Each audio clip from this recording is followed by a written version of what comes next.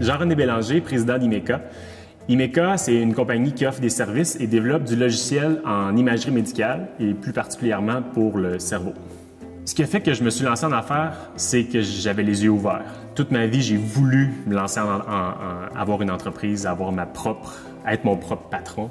Je l'ai su dès l'école secondaire. Il me manquait juste une opportunité.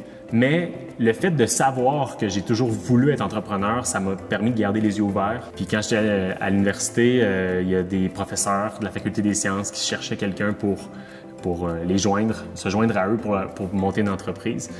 Puis tout de suite là, ça a fait un déclic dans ma tête. J'ai dit « Ah, ça, c'est l'opportunité que je cherchais finalement, que j'attendais. » Dans la tête des gens, avoir une business, c'est quoi? C'est être bon dans quelque chose et puis amener ça au marché ou faire une entreprise avec ça. Alors que moi, j'avais une autre approche.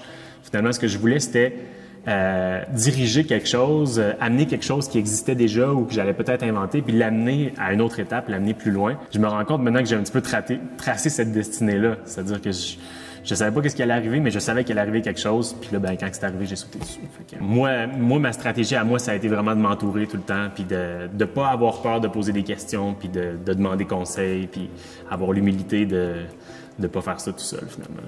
La première grosse étape, c'était de donner un emploi à quelqu'un, stimuler l'économie locale ou l'économie en général en créant un emploi, puis en donnant à quelqu'un le goût de venir travailler pour moi, finalement.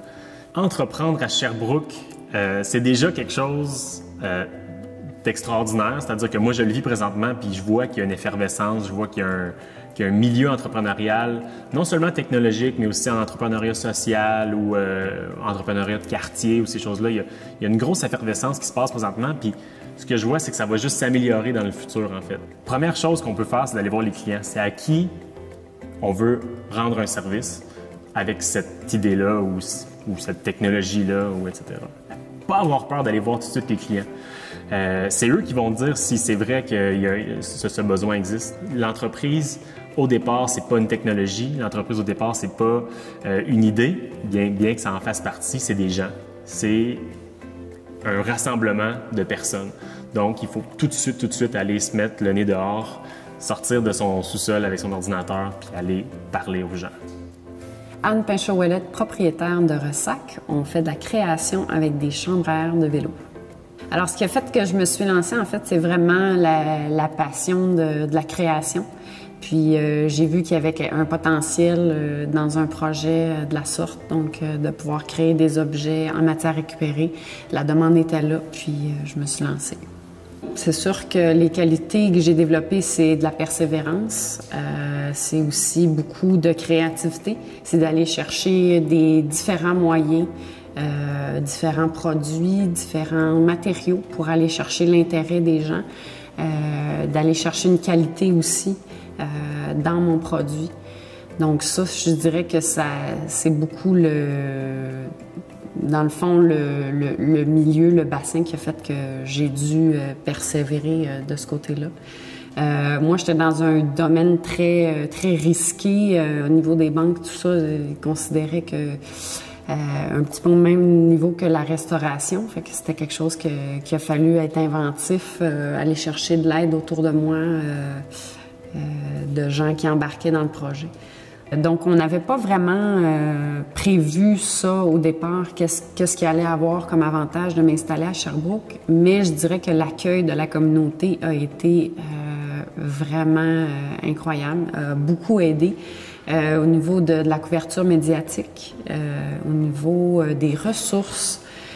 Je ne sais pas si j'aurais eu l'équivalent à Montréal. Le conseil que j'aurais donné, c'est de foncer, parce que c'est vraiment quelque chose qui est valorisant.